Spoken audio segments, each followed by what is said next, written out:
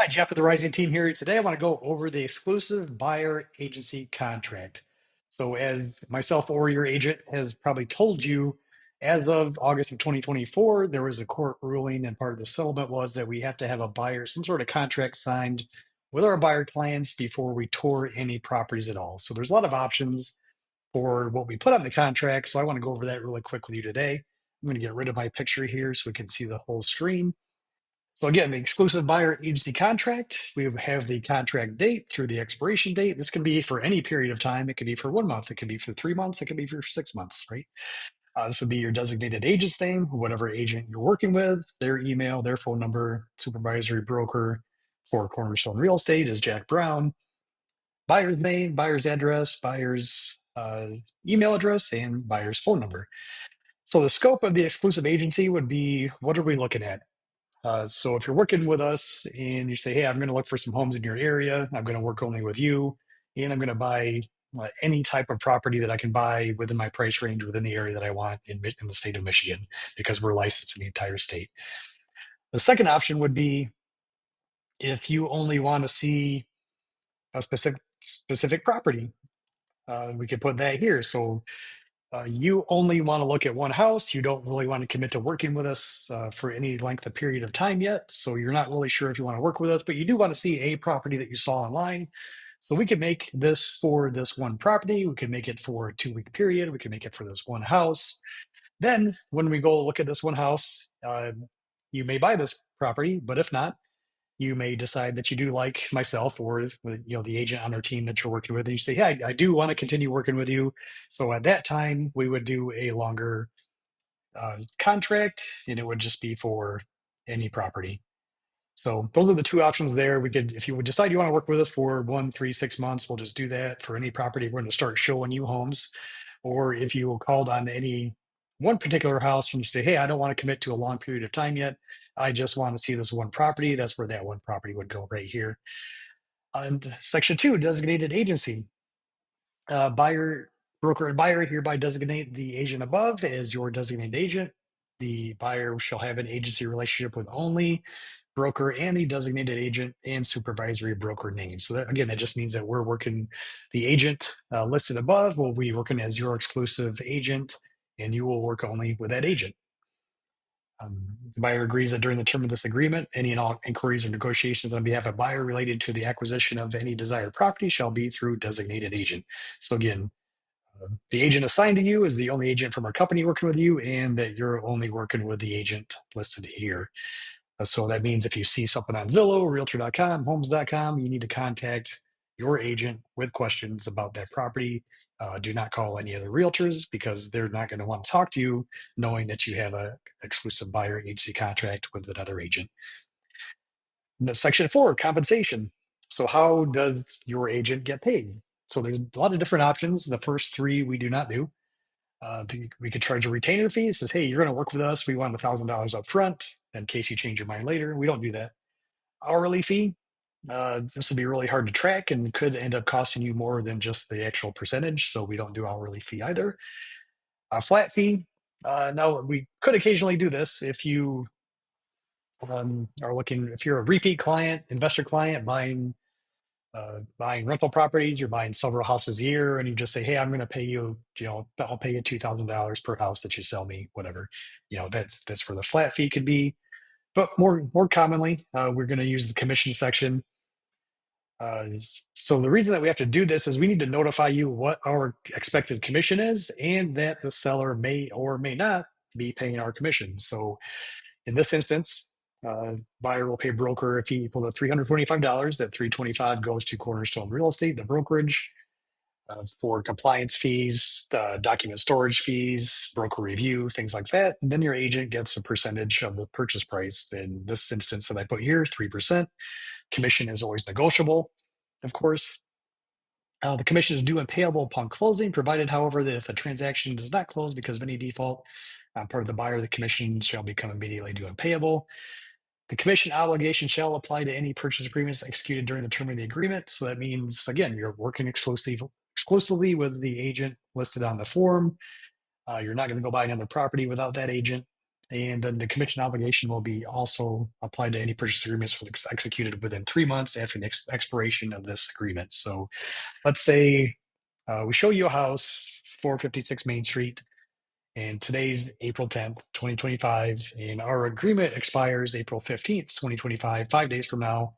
Then on May 1st, you decide you still want to buy that house. Well, we showed you that house during our contract period.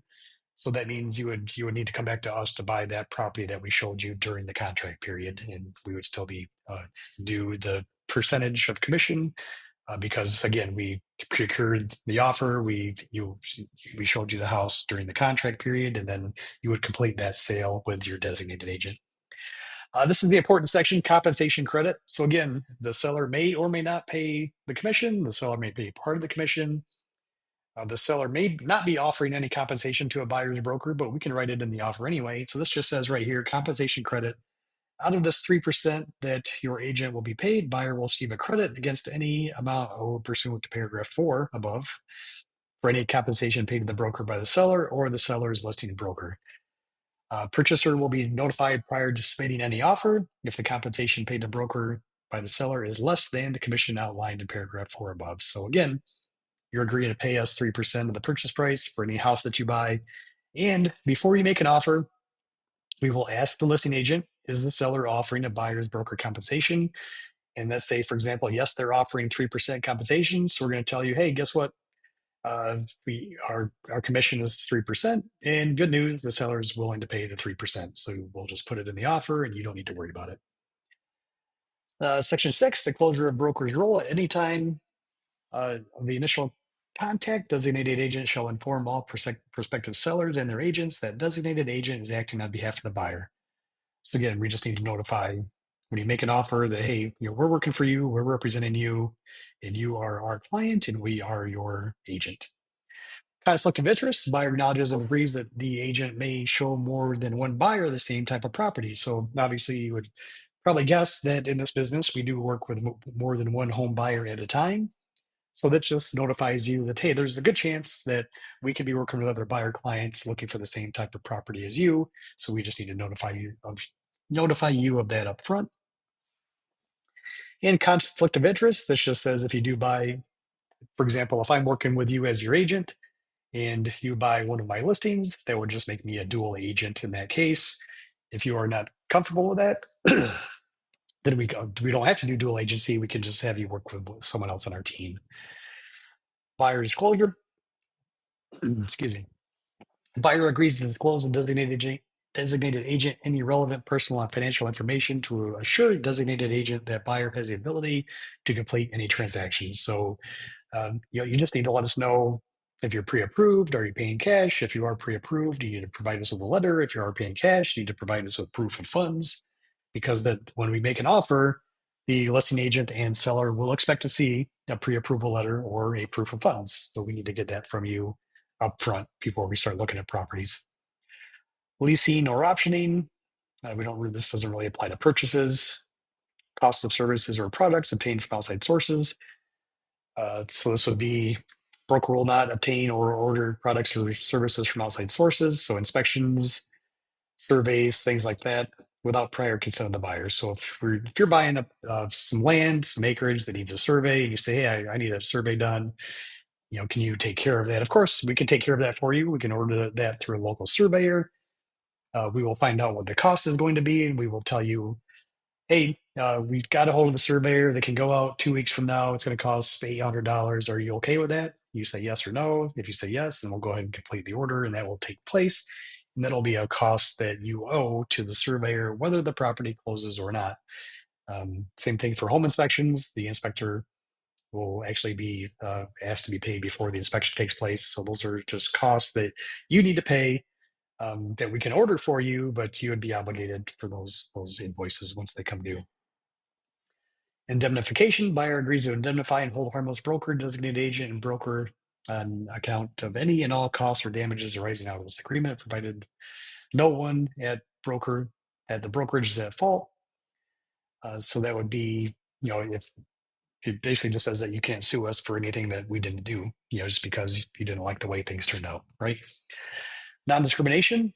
of course, and we would never, of course, discriminate, but it is written into our contract that it is illegal for us to discriminate based on religion, race, color, national origin, age, sex, disability, familial status, marital status, sexual orientation, or gender identity or expression by said parties with respect to the purchase of desired property. It is strictly prohibited, and we would not do that in any instance.